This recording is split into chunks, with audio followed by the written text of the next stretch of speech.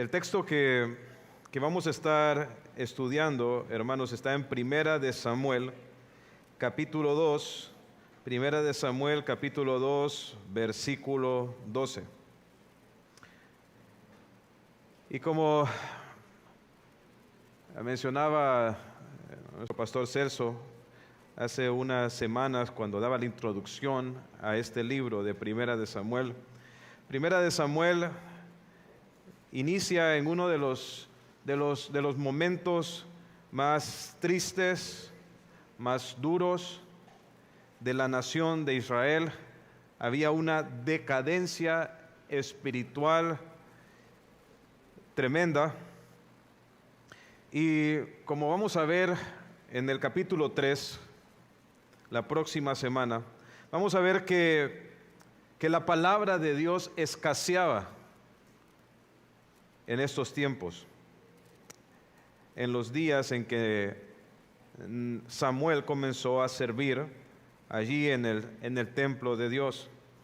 Pero no solamente escaseaba la palabra, sino también escaseaba el buen liderazgo. Escaseaba el buen liderazgo.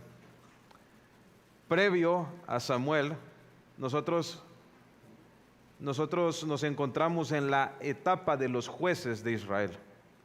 Y la etapa de los jueces fue una temporada de mucha decadencia espiritual y moral en la nación de Israel. Y esa decadencia principalmente se encontraba en el liderazgo. Nosotros vemos incluso uno de los personajes más famosos del libro de los jueces, que es Sansón, con un hombre con tremendas fallas morales. El Señor lo utilizó para liberar y juzgar a Israel, pero aún así sabemos que fue un hombre enamoradizo y que realmente puso sus ojos en mujeres extranjeras y en relaciones ilícitas. Ese era Sansón. Jefté sacrificó a su propia hija, haciendo un pacto que Dios nunca había pedido para la nación de Israel, y es pactar con Dios la vida de una persona. Entonces el liderazgo durante la época de los jueces dejaba mucho que desear. Era un liderazgo deplorable. Y ese tipo de liderazgo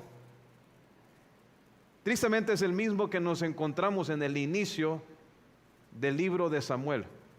Pues encontramos al sacerdote Elí, que es un hombre con tan poco discernimiento espiritual que cuando ve a una mujer quebrantada a los pies del Señor, la tacha como una mujer alcoholizada.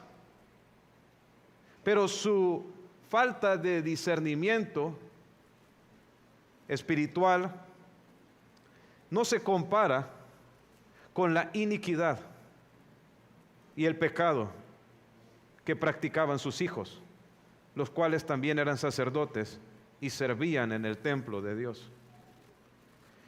Y el texto que vamos a estar estudiando el día de hoy nos presenta un contraste bien marcado, un contraste entre los hijos de Elí, que eran hombres extremadamente pecaminosos o pecadores, y por otro lado nos presenta a Samuel, que desde muy temprana edad había sido consagrado por su madre para servir al Señor y crecía en esa dirección, siendo un hombre aprobado, como dice el texto que vamos a leer, tanto delante de Dios como delante de los hombres. Así que, teniendo esto en cuenta, quiero invitarles a buscar Primera de Samuel, capítulo 2, versículo 12. Vamos a leer del versículo 12 al versículo 26, que es la porción que nos corresponde en esta tarde. Primera de Samuel 2, del versículo 12 al versículo 26. Dice así: los hijos de Elí eran hombres impíos y no tenían conocimiento de Jehová. Y era costumbre de los sacerdotes con el pueblo que cuando alguno ofrecía sacrificio, venía el criado del sacerdote mientras se cocía la carne trayendo en su mano un garfio de 3 dientes, y lo metía en el perol, en la olla, en el caldero o en la marmita, y todo lo que sacaba con el garfio el sacerdote lo tomaba para sí. De esta manera hacían con todo israelita que venía a Silo. Asimismo, antes de quemar la grosura, venía el criado del sacerdote y decía al que sacrificaba: da carne de qué asar para el sacerdote, porque no tomará de ti carne cocida, sino cruda. Y si el hombre le respondía: quemen la grosura primero y después toma tanto como quieras, él respondía: no, sino dámela ahora mismo, de otra manera yo la tomaré por la fuerza. Era pues muy grande delante de Jehová el pecado de los jóvenes, porque los hombres menospreciaban las ofrendas de Jehová. Y el joven Samuel ministraba en la presencia de Jehová vestido de un efod de lino, y le hacía a su madre una túnica pequeña, y se la traía cada año cuando subía con su marido para ofrecer el sacrificio acostumbrado. Y Elí bendijo a Elcana y a su mujer, diciendo: Jehová te dé hijos de esta mujer en lugar del que pidió a Jehová. Y se volvieron a su casa, y visitó Jehová a Ana, y ella concibió y dio a luz 3 hijos y 2 hijas. Y el joven Samuel crecía delante de Jehová, pero Elí era muy viejo, y oía todo lo que sus hijos hacían con todo Israel, y cómo dormían con las mujeres que velaban a la puerta del tabernáculo de reunión. Y les dijo: ¿por qué hacéis cosas semejantes? Porque yo oigo de todo este pueblo vuestros malos procederes. No, hijos míos, porque no es buena fama la que yo oigo, pues hacéis pecar al pueblo de Jehová. Si pecare el hombre contra el hombre, los jueces le juzgarán. Mas si alguno pecare contra Jehová, ¿quién rogará por él? Pero ellos no oyeron a su padre, porque Jehová había resuelto hacerlos morir. Y el joven Samuel iba creciendo y era acepto delante de Dios y delante de los hombres.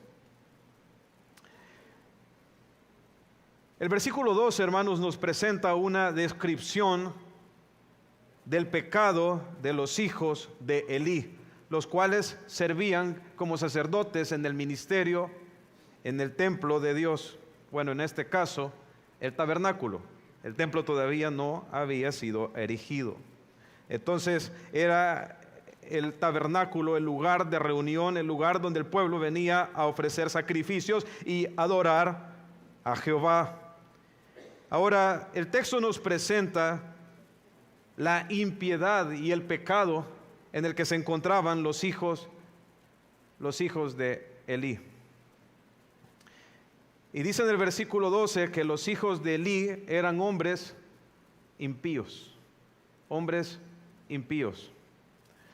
La palabra hebrea, que se traduce ahí como impío, literalmente dice hijos de Belial. Hijos de Belial, que es otra manera de decir hijos del demonio o hijos del diablo. Hijos del diablo. O sea, esta palabra no se utilizaba para hacer referencia a personas como descuidadas y que cometían una equivocación aquí o allá, sino que describía el carácter y las acciones de una persona viciosa, disoluta y perversa en gran manera. Eso es lo que describía la palabra impío aquí. Esto nos muestra que los hijos de Elí eran completamente desvergonzados y corruptos, tanto en sus actitudes como en sus acciones. Eran hombres entregados completamente al pecado. Hijos del diablo, literalmente. Así como dijo el Señor Jesucristo: vosotros sois de vuestro padre el diablo, y los deseos de vuestro padre queréis hacer. ¿Verdad? Cada quien se parece a su padre, a su padre. Espiritualmente es así también. Los hijos de Dios se conforman a la imagen de Cristo. Los hijos del diablo hacen la voluntad de su padre, el diablo, se manifiesta en su conducta, en su manera de vivir. Y así eran estos hombres, dice que eran impíos. Ahora la siguiente parte del versículo 12 nos muestra realmente de dónde procedía esta mala conducta. Y era que no tenían conocimiento de Jehová. Ahora, ¿y cómo es posible si estos eran hombres que servían en el templo? Eran hombres que ofrecían los sacrificios. Era posible que ellos incluso tuvieran contacto con la palabra del Señor, con los rollos, que la hubieran escuchado y lo hubieran leído. ¿Cómo es que dice este texto que no tenían conocimiento de Jehová? Es que no era que no tenían conocimiento de Jehová en un sentido intelectual, es que ellos no habían entrado en una relación salvífica con el Señor. Ellos no se habían arrepentido jamás de sus pecados, no se habían humillado delante de Dios, ni habían puesto su fe en el Dios de Jacob. Cuando ellos ofrecían sacrificios, si es que los ofrecían, no entendían ellos a lo que esos sacrificios apuntaban, que era la expiación de sus pecados por medio del derramamiento de sangre, que sabemos que posteriormente sería llevado a cabo plenamente por medio del sacrificio del Señor Jesucristo en la cruz del Calvario. Pero cuando ellos ofrecían sacrificios, no lo hacían con comprensión de su naturaleza de pecado y de su necesidad de perdón, de salvación. Eran hombres que no tenían conocimiento de Jehová. No tenían una relación con el Señor, en el sentido de que no habían experimentado la salvación, la regeneración. No habían sido transformados en su interior. Y hermanos, hay mucha gente así hoy, que cumple los aspectos externos de la religión, pero nunca han experimentado una transformación en su vida. Yo creo que lo dije en alguna ocasión, ¿verdad? Es como venir a la iglesia no te hace cristiano. Así como que el hecho de que tú entraras en un garaje no te hace un carro, ¿no es así? O sea, ¿qué te hace cristiano? Haber puesto tu fe en el Señor Jesucristo. Haberte rendido a Jesús y haberle reconocido como tu Señor. Que si confesares con tu boca que Jesús es el Señor y creyeres en tu corazón que Dios le levantó de los muertos, serás salvo. Y cuando tú pones tu fe en Jesucristo de manera genuina, eso transforma tu vida. No puedes seguir siendo el mismo. Eso se tiene que manifestar en tus obras. La fe sin obras es muerta. No porque seamos salvos por las obras, sino porque las obras son la evidencia de que la salvación ha venido a nuestra vida. Cuando nosotros realmente conocemos a Cristo, Él nos transforma, Él nos cambia. Y tú puedes dedicarte a cumplir todas las cosas o las externalidades de la religión, pero al final tu vida diaria manifiesta realmente quién eres. No tienes interés en la palabra, no hay convicción de pecado en tu vida, no tienes un deseo por la santidad, no anhelas la salvación de las personas, no amas a los hermanos, no conoces a Dios. De pronto puedes tener religión, pero no tienes salvación. Mucha gente eso tiene una religión, pero no tiene salvación. Y eso era lo que ocurría con estos hombres. Sin embargo, lo más triste aquí es que estos hombres estaban en el liderazgo. Se pueden imaginar, hermanos, tener un pastor que es un incrédulo, que es un impío. Tener un pastor que no conoce a Dios. Esto era lo que está ocurriendo aquí. Y créanme que esto se da incluso hoy en día de manera más común de lo que nosotros nos imaginamos. Hay muchos hombres que están en púlpitos que no conocen a Dios, que son hombres impíos. Son falsos maestros, falsos pastores, falsos profetas, falsos apóstoles. Y creo que los pecados que practicaban los hijos de Elí, de alguna manera, son muy similares a los pecados que llevan a cabo o que practican los falsos maestros, incluso al día de hoy. Veámoslo. Dice en el versículo 13 que era costumbre de los sacerdotes con el pueblo que cuando alguien venía y ofrecía un sacrificio, entonces el sacerdote mandaba al criado y dice que traían en su mano un garfio de 3 dientes y lo metían en el perol, en la olla, en el caldero. Y es que la carne que era traída para el sacrificio al Señor debía de ser cocida. Pero solo habían dos partes del animal que habían sido asignadas para la alimentación de los sacerdotes. Esas 2 partes, hermanos, eran la espaldilla y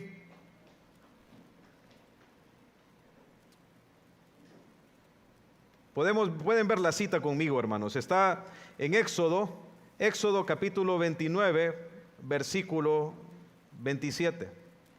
Era la espaldilla y era el pecho.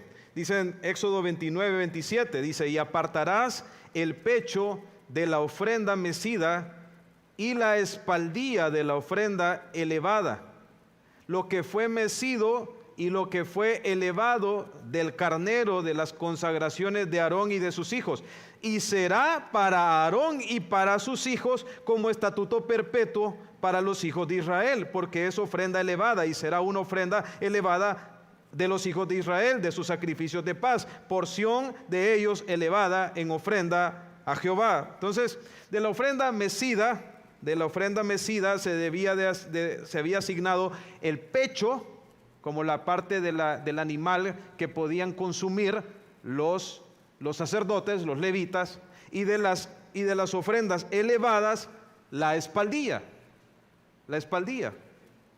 Toda esta carne tenía que ser cocida, y luego de cocida entonces se asignaba para su fin particular.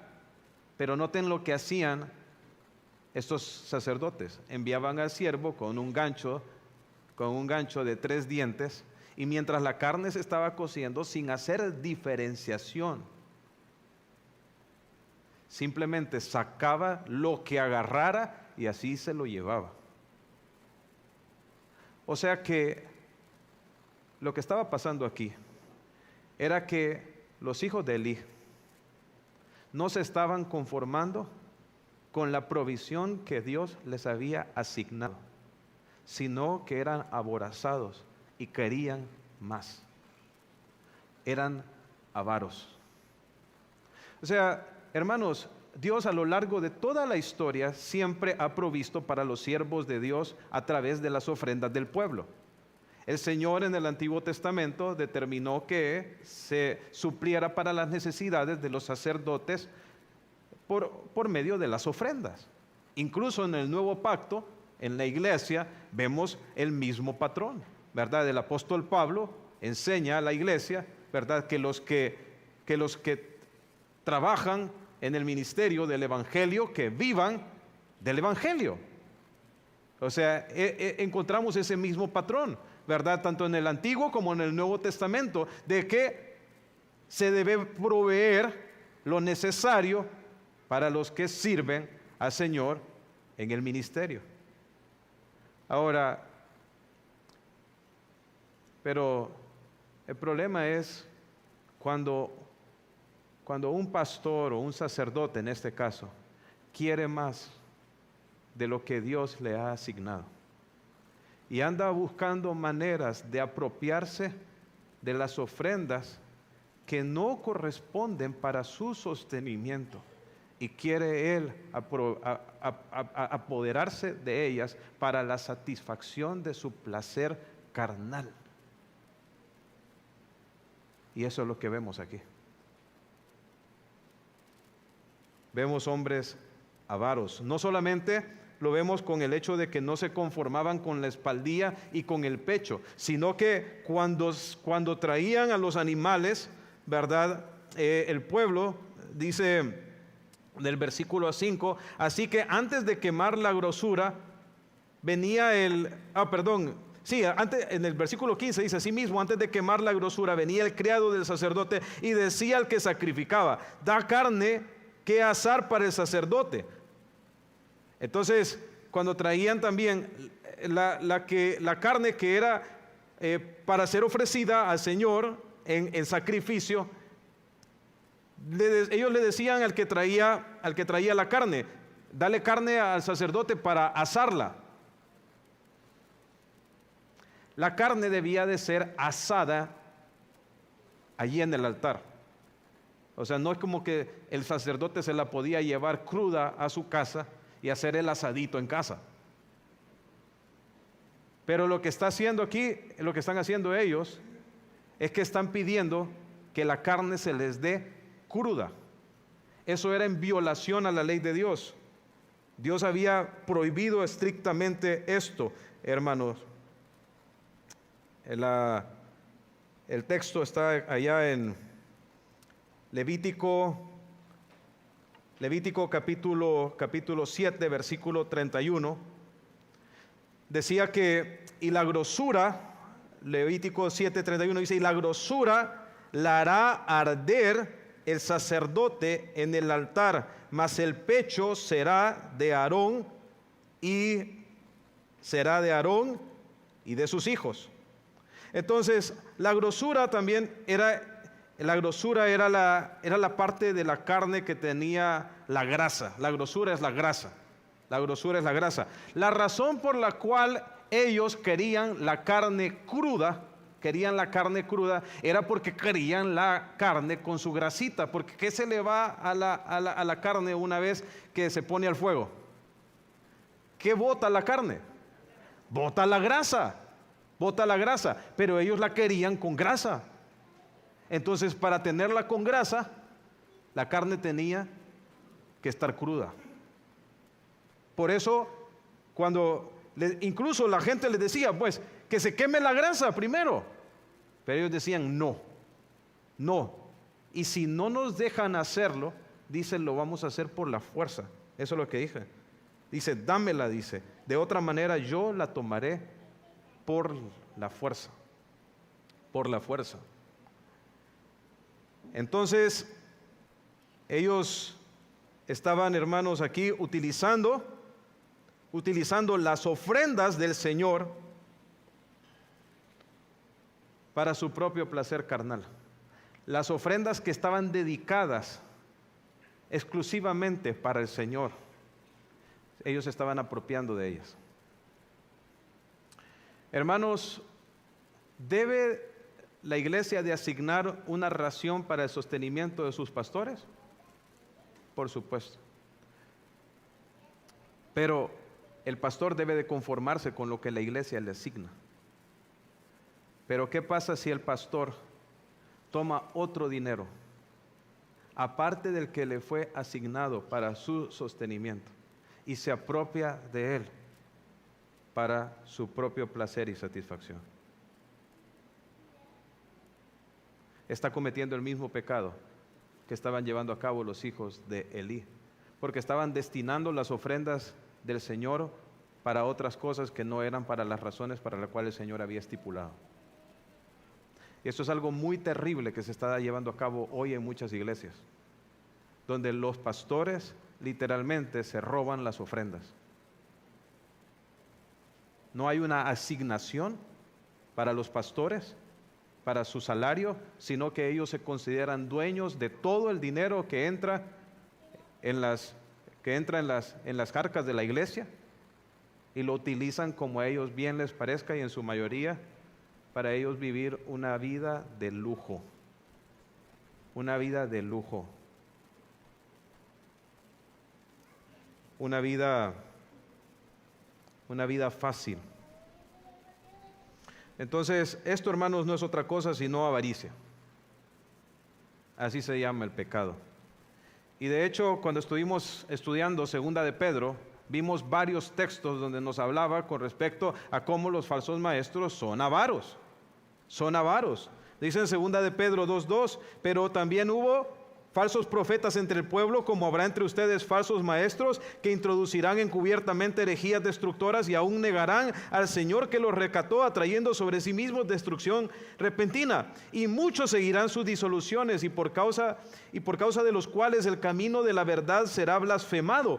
Y por avaricia harán mercadería de vosotros con palabras fingidas. Sobre los tales ya de largo tiempo la condenación no se tarda y su perdición no se duerme. Noten lo que dice aquí, que por causa de ellos el camino de la verdad será blasfemado. Noten lo que estaba pasando aquí. Dice que por causa de estos sacerdotes, el pueblo del Señor menospreciaba las ofrendas del Señor. O sea que cuando un israelita estaba apartando su ofrenda para el Señor, estaba desanimado, no quería dar.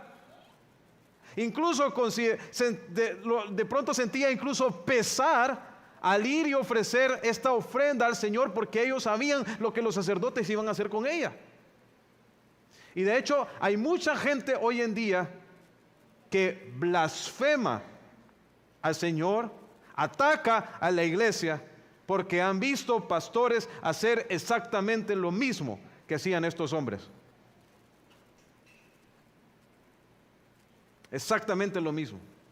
Personas que están desanimadas, no quieren ir a la iglesia porque se toparon con un falso maestro, con un tipo que se robaba las ofrendas y que enamoraba a las mujeres de la iglesia. Y ahora están desanimados. No quieren saber nada de la iglesia. Eso es lo que dice el apóstol Pedro en ese texto. Dice que por causa de estos tipos, de estas personas, el camino de la verdad será blasfemado. La gente va a atacar, a hablar mal del camino de la verdad por causa de ellos. Y noten que uno de los pecados que menciona Pedro aquí es que por avaricia harán mercadería de vosotros. O sea, los falsos maestros ven a las personas como mercadería, literalmente. O sea, cuando ellos miran a las personas, miran un signo de dólar encima de cada uno.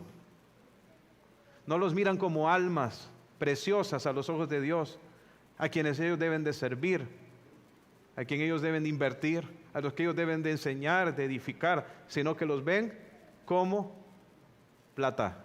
Todo lo ven en función de dinero. Y así eran estos sacerdotes. Judas nos habla acerca de lo mismo. Dice Judas, porque algunos hombres han entrado encubiertamente, los que desde antes habían sido destinados para esta condenación, hombres impíos. Noten qué parecido con este texto que estamos leyendo. Hombres impíos que convierten en libertinaje la gracia de nuestro Dios. O sea, en una iglesia, hermanos, donde no se predica contra el pecado y no se habla acerca de la necesidad de santidad, probablemente ahí hay un falso maestro. Porque eso es lo que los falsos maestros hacen, convierten la gracia de Dios en libertinaje.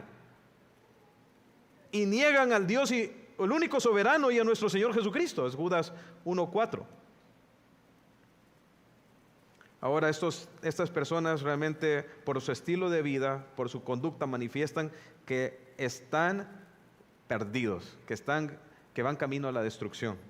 Judas también lo dice en el 1:12, estos son manchas en vuestros ágapes, que comiendo impúdicamente con vosotros se apacientan a sí mismos, nubes sin agua llevadas de acá para allá por los vientos, árboles otoñales sin fruto, 2 veces muertos, dice, no una vez muerto, 2 veces muertos, y desarraigados, fieras ondas del mar, que espuman su propia vergüenza, estrellas errantes para las cuales está reservado eternamente la oscuridad de las tinieblas. Entonces, una característica de un falso maestro es su amor por el dinero, su amor por la plata. Pero otro amor particular que tienen es su amor por las faldas. Su amor por las faldas, son inmorales. Y lo vemos aquí también en los hijos de Elí. ¿Qué hacían estos hijos de Elí? Dice en el versículo 22 que ellos dormían con las mujeres que velaban a la puerta del tabernáculo de reunión.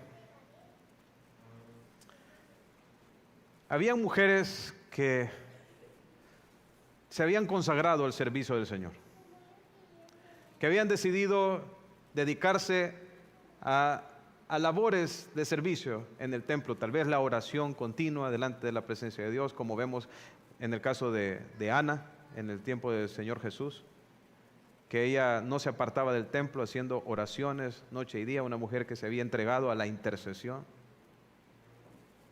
Estos hombres se habían acercado a estas mujeres para seducirlas y acostarse con ellas. Eran inmorales sexualmente, no tenían dominio propio, no tenían control. Miraban a las mujeres ahí en el tabernáculo como una ocasión para satisfacer su placer sexual. Hermanos, los falsos maestros son así también. Miran a las mujeres en la iglesia como objetos para satisfacer sus deseos carnales, en particular su placer sexual. Hermanos, y esto es un llamado de atención para todos nosotros, porque si hay un pecado que destruye la familia y destruye la iglesia, es la fornicación, son los pecados de naturaleza sexual. Y nosotros tenemos que huir de estos pecados, hermano. Huir. Dice en 1 Tesalonicenses 4:3, porque esta es la voluntad de Dios, su santificación, que se abstengan de inmoralidad sexual. O sea, Pablo ahí nos habla acerca de la importancia de la santificación, pero en particular la asocia con la pureza sexual. Dice que ustedes se abstengan de inmoralidad sexual, de fornicación, que cada uno de ustedes, dice, sepa poseer su propio vaso en santificación y honor. Lo van a ver un poco distinto en Reina Valera, estoy leyendo de la Nueva Biblia de las Américas. Creo yo que esa es una mejor traducción cuando dice que cada uno sepa poseer su propio vaso. Esa hace referencia a su cuerpo. Cada uno tiene que aprender a poseer su propio cuerpo en santificación y honor. Todos nosotros tenemos que aprender a tener dominio propio, a huir de las pasiones sexuales, a ofrecer nuestro cuerpo como un sacrificio vivo y santo a Dios. O sea, el Señor, hermanos, no solamente está interesado en que nosotros le ofrezcamos nuestro interior, sino también nuestro cuerpo. Que aprendamos a tener este cuerpo en santificación y honor, en ofrecerlo como un sacrificio de adoración a Dios. Dice, en el 5 dice Pablo, no en pasión degradante, como los gentiles que no conocen a Dios. O sea, ¿quiénes son los que se entregan a sus pasiones pecaminosas en el aspecto sexual? ¿Quiénes son? Dice ahí, no en pasión degradante como los gentiles que no conocen a Dios. Ahora, bueno, o sea, nosotros escuchamos todo el tiempo que un matrimonio se separa, que hubo infidelidad, que hubo fornicación y todo eso. Eso pasa todo el tiempo en el mundo. Pero ¿cómo puede pasar entre los que tienen al Espíritu Santo, entre los que tienen la palabra, entre los que tienen a la iglesia, entre los que verdaderamente tienen a Cristo, quien Cristo ha venido a morar, que han muerto a su vida pasada? ¿Cómo puede darse esto entre los redimidos, entre los regenerados, entre los que hemos sido salvados? No debería. No debería. Cuando una persona está sometida al placer sexual, no puede controlarse, lo más seguro es que es un incrédulo. No conoce a Dios aún. Así que si tú le das rienda suelta a esta área en tu vida, puedes ver mujeres en el internet, te entregas completamente a estos pecados de naturaleza sexual, puedes vivir así tranquilo. lo más seguro es que no conoces a Dios.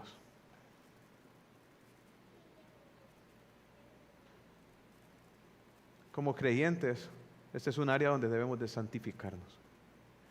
Y yo sé los jóvenes en particular, cómo son de atacados en esta generación sexualizada, con tanto bombardeo que hay alrededor. Y yo les imploro, si tú eres un hijo de Dios, tú eres un joven, eres un adolescente, eres un hijo de Dios, de verdad, apártate.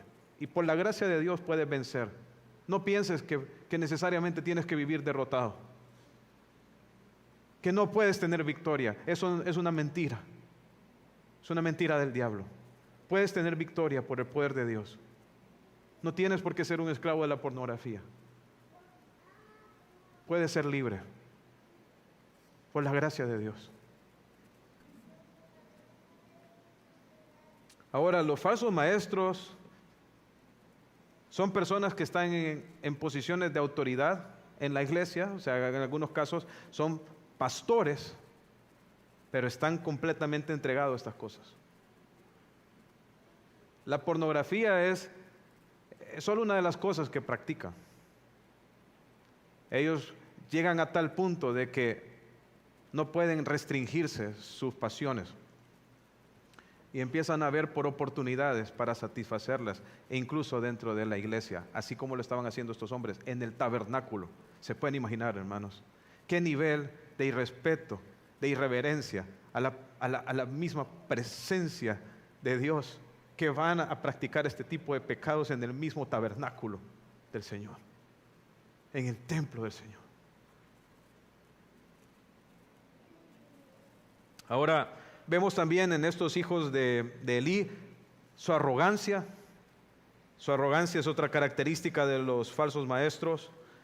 Su papá vino y los reprende, ¿verdad? Escucha acerca de su mala fama y les dice en el versículo 23, que son estas cosas que yo oigo de ustedes. No, hijos, dice, porque no es buena la fama la que yo oigo. O sea, yo escucho la reputación que ustedes tienen, hijos.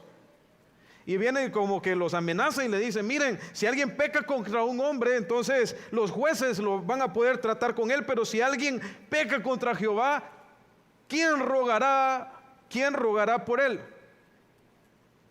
Yo creo que no es la mejor reprensión, porque la verdad es que la manera en que Dios juzgaba a su pueblo era por medio de jueces. O sea que cuando una persona cometía un pecado y era llevado delante de un juez y el juez lo juzgaba, esa era la sentencia de Dios. Y él está separando las cosas, Elías está separando las cosas. Está diciendo, alguien que peca contra los hombres y otro que peca contra Dios. ¿Y es que acaso todo pecado que hacemos no es contra Dios? Por supuesto que sí. Y de hecho Dios había determinado en la ley cuál sería la sentencia para los hijos de Elí. En Deuteronomio capítulo 21, versículo 18, dice lo siguiente. Deuteronomio capítulo 21, versículo 18 dice lo siguiente: si alguno tuviere un hijo contumaz y rebelde, que no obedeciere la voz de su padre ni a la voz de su madre, y habiéndole castigado no les obedeciere, entonces lo tomará su padre y su madre, lo sacarán ante los ancianos de la ciudad, a la puerta del lugar donde viva, y dirán a los ancianos de la ciudad: este nuestro hijo es contumaz y rebelde, no obedece nuestra voz, es un glotón y borracho. Entonces todos los hombres de la ciudad lo apedrearán y morirá, y quitarás el mal de en medio de ti, y todo Israel oirá y temerá. Entonces, si Elí hubiese sido un hombre sometido a la ley de Dios, ¿qué debería de haber hecho con sus hijos?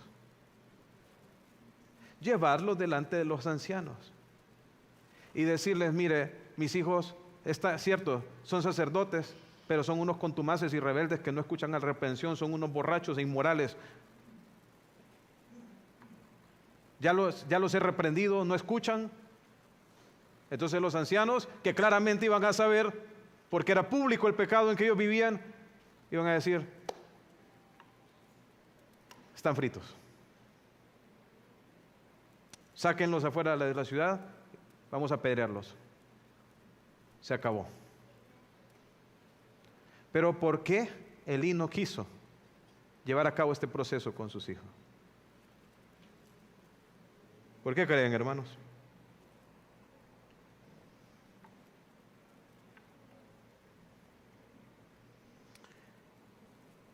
Hay un texto que nos dice por qué. Ahí más adelante, ahí mismo, en Primera de Samuel, capítulo 2, más adelante en el versículo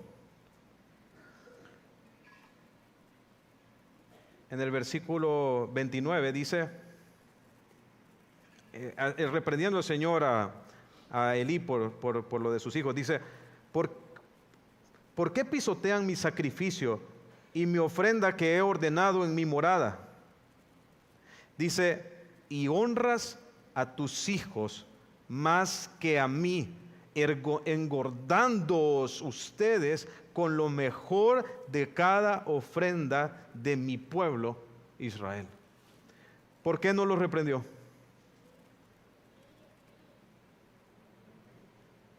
Porque los honró más a ellos que a Dios.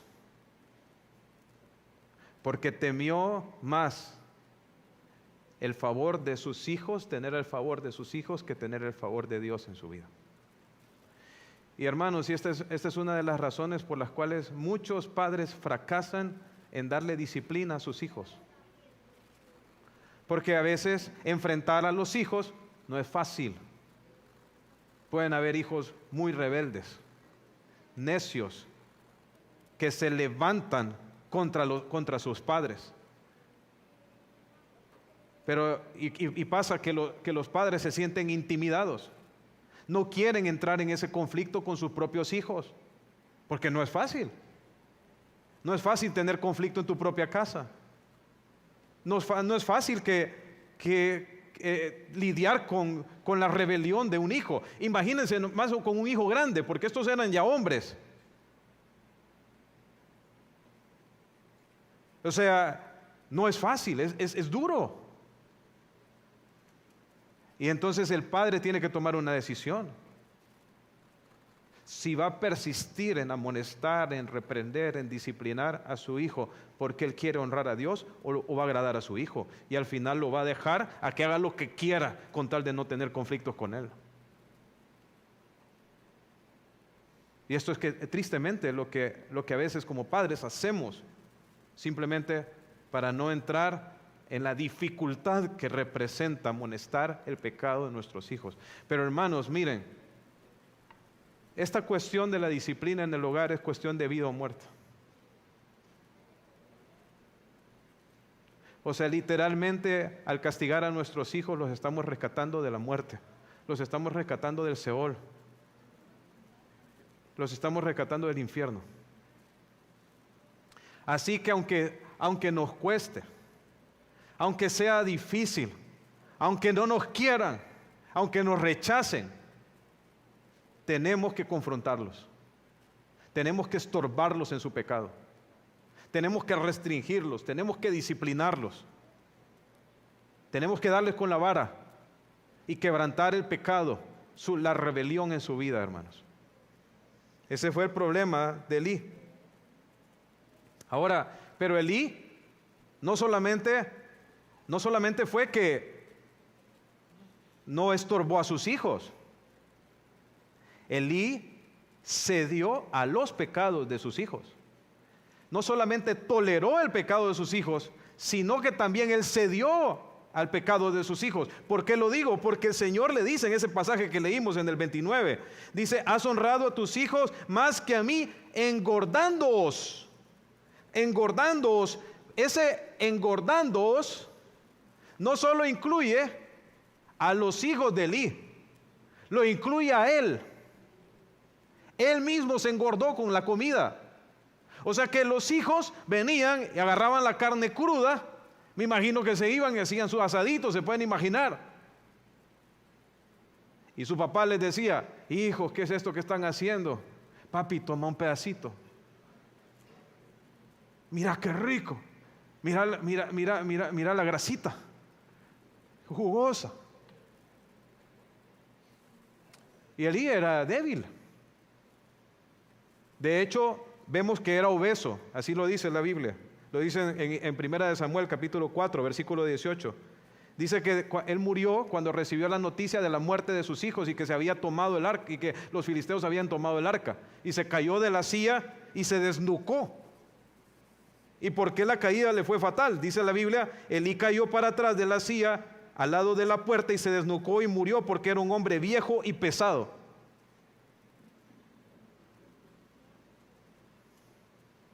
¿De dónde creen que había agarrado mucha de la grasa? De las ofrendas del Señor. O sea que no solo él toleró el pecado de los hijos, sino que él practicó el pecado de los hijos.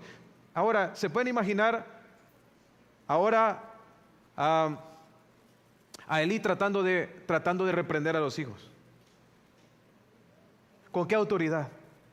¿Con qué autoridad les iba a decir a los hijos: hijos, dejen de practicar lo que están haciendo? Si no te comes la carne, papá, no participas con nosotros.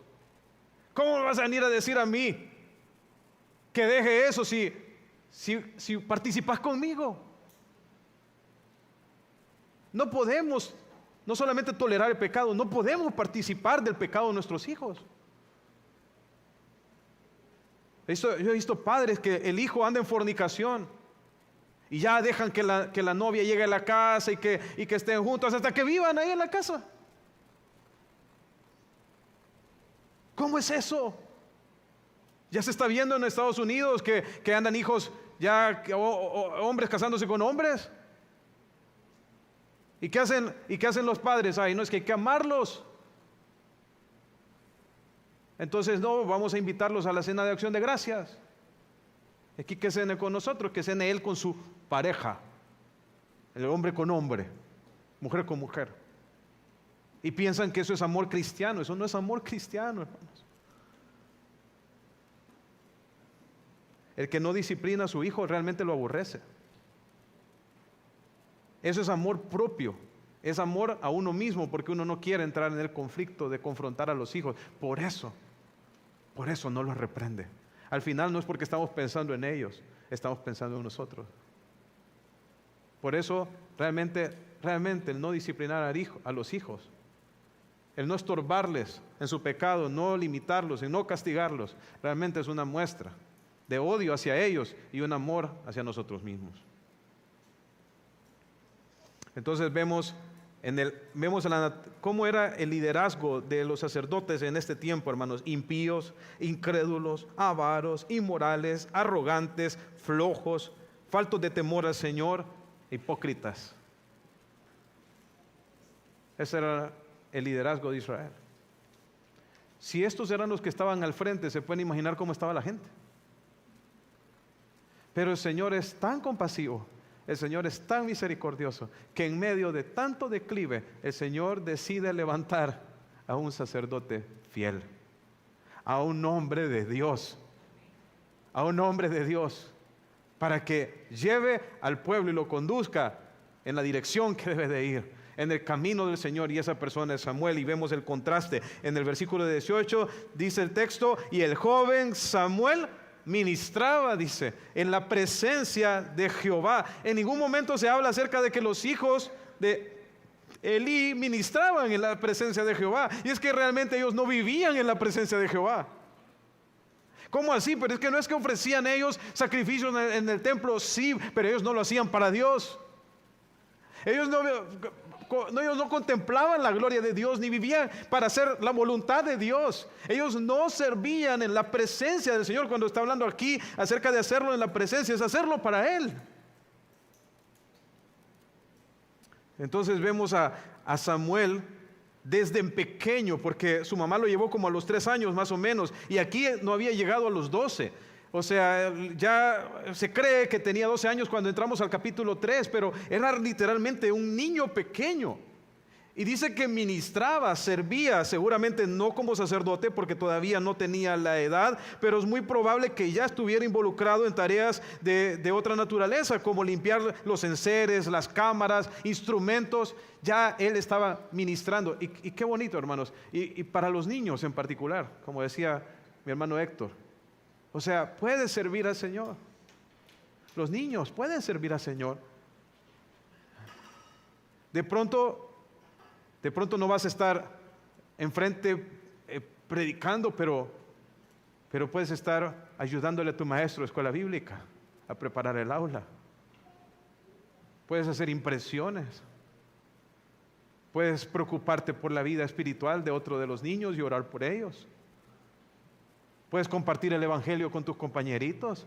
Hay tantas cosas que incluso un niño puede hacer para servir al Señor. Y hermanos, y no hay servicio que el Señor menosprecia. No hay servicio pequeño para el Señor. Yo sé que hay muchos hermanos acá, que hacen un servicio que nadie mira. Que nadie mira. Hasta hacen servicios que otros desprecian, como los que ponen orden en el parqueo. A algunos no les gusta mucho que los dirijan en el parqueo. Háganle caso a los hermanos que están en el parqueo, por favor. Pero hay muchos hermanos que hacen muchas labores y mucho trabajo aquí en la iglesia que no es visto, pero que el Señor lo está viendo y que el Señor va a recompensar. El Señor va a recompensar. No menosprecies el servicio que haces para el Señor. Si lo haces en su presencia, para su gloria, de Él vas a recibir la recompensa. A Él no se le olvida nada. Incluso a ti mismo se te pueden olvidar las cosas que hagas para el Señor. Pero al Señor no se le olvida nada. Nada. Nada. Un vaso con agua que demos nosotros en el nombre del Señor no quedará sin recompensa. Un vaso con agua. Todo Él lo tiene registrado. Entonces, ¿cómo se sirve al Señor, hermanos? Se sirve en la presencia del Señor, de cara a Dios. No debemos hacer las cosas para ser vistos de los hombres. Debemos hacer las cosas sabiendo que el Señor nos está viendo.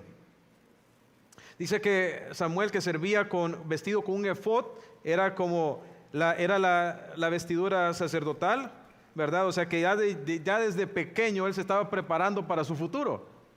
Y dice que su mamá le hacía una pequeña túnica. Esa una túnica que Dios había mandado, de hecho, a que se hiciera. Harás asimismo, dice, el manto del efod, todo de tela azul. El manto era una especie de chaleco corto que se usaba por debajo del efod. Y se pueden imaginar a la mamá de Samuel, a Ana, apoyando a su hijo en su ministerio, costurándole ella y haciéndole ella la túnica que iba debajo del efod. Eso es lo que los papás debemos hacer. Debemos de impulsar a nuestros hijos a servir al Señor. Si ellos tienen iniciativa en el ministerio, ¿qué tenemos que hacer nosotros más bien? Impulsarlos. Impulsarlos. Y eso es lo que está haciendo Ana. Y dice que cuando ellos venían a adorar al Señor, dice que en una ocasión Elí dice que bendijo a Elcana y a su mujer, y diciendo, Jehová te dé hijos de esta mujer en lugar del que pidió a Jehová. Y volviéndose a su casa, y dice que el Señor visitó a Ana y le dio 3 hijos y 2 hijas. 5. ¿Cuánto le dio ella al Señor? 1. ¿Cuánto le dio el Señor a ella? 5. ¿Tú crees que tú vas a darle algo al Señor y el Señor no te va a recompensar? Y el Señor no te va a dar mucho más. 1 le dio ella y el Señor le dio 5 más. ¿Se acuerdan cuando ella clamaba allá y le pedía al Señor y le rogaba por este único hijo, y ahora tiene 5? 5. Realmente la bendición para el dador alegre. Otra cosa que vemos es que dice en el versículo 26 con respecto a Samuel, dice que el joven iba creciendo y seguramente no solo crecía físicamente, crecía espiritualmente, y era acepto, dice, delante de Dios y delante de los hombres. O sea que podemos ver la diferencia entre cómo miraba el Señor el servicio que ofrecían los hijos de Elí y por otro lado el servicio que ofrecía Samuel. Se pueden imaginar que los hijos de Elí ofrecían los animales para el sacrificio, pero el Señor no los recibía por el pecado que ellos practicaban. Sin embargo, tenemos aquí a Samuel ofreciendo un servicio de pronto, entre comillas, más insignificante: la limpieza de un tenedor, de un enser en el tabernáculo. Sin embargo, eso era probado delante de Dios. Mira, una persona se puede parar acá y predicar la palabra y hacerlo en la carne, sin el poder del Espíritu de Dios, para su propia gloria, no para la gloria de Dios. Y sabes, el Señor no recibe eso. Pero un hermano puede estar sacando la basura en un basurero, nadie lo está viendo allá, y el Señor agradarse con ese servicio porque lo está haciendo para la gloria de Dios. Nosotros debemos de preocuparnos por una cosa, hermanos: por ser agradables a Dios. Por ser agradables a Dios.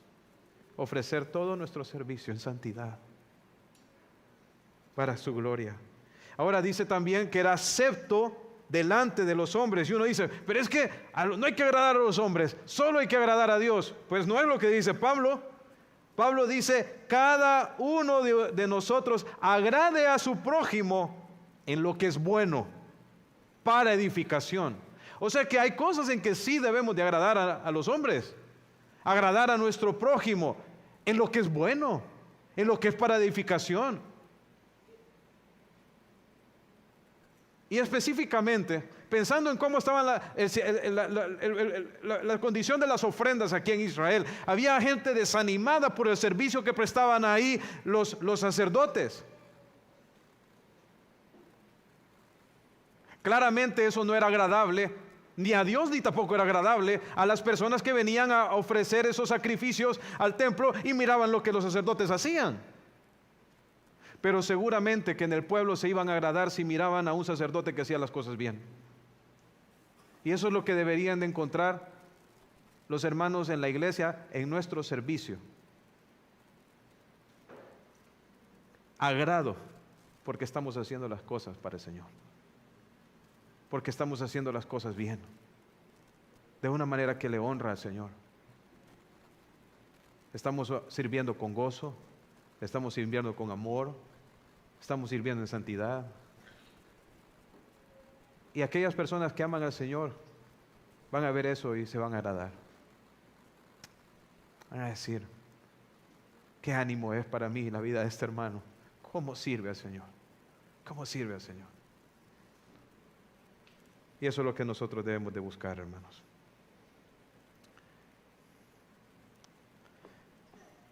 Me extendí más de la cuenta hoy, hermanos. Les pido perdón.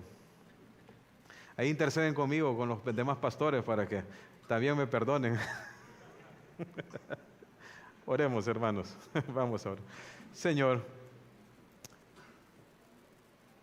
Padre Celestial, perdónanos, Señor, si nosotros hemos incurrido en alguno de los pecados que hemos visto en esta lista. No queremos tener nada que ver, Señor, ni aún parecernos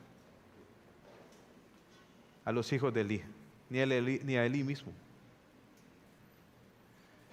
Señor, que su historia sea una reprensión y una advertencia para nosotros. Y nos conduzca, Señor, a vivir en temor y en reverencia hacia ti, Señor. Límpianos, Señor. Perdónanos, Señor. Por otro lado, ayúdanos a servirte de una manera que te agrade, a glorificarte en toda nuestra manera de vivir, a no menospreciar ninguna de las cosas que tú nos has puesto a hacer, sino a servirte, Señor, con amor en cada una de esas cosas, hacer todo delante de ti, Señor, y para la gloria de tu nombre. Como dice allá Colosenses 3:23, y todo lo que hagáis, hacerlo de corazón, como para el Señor y no para los hombres. Queremos hacer las cosas así, como para ti, Señor. Ayúdanos, Señor, en nuestra labor en nuestro hogar. Ayúdanos a no fracasar como fracasó Elí con sus hijos. Ayúdanos, Señor, a estorbar el pecado de nuestros hijos. Ayúdanos, Señor, a reprenderlos, a amonestarlos, a honrarte a ti más que los honramos a ellos. Ayúdanos a enseñarles que lo más importante en esta vida es vivir para ti, Señor. En el nombre de Jesús. Amén.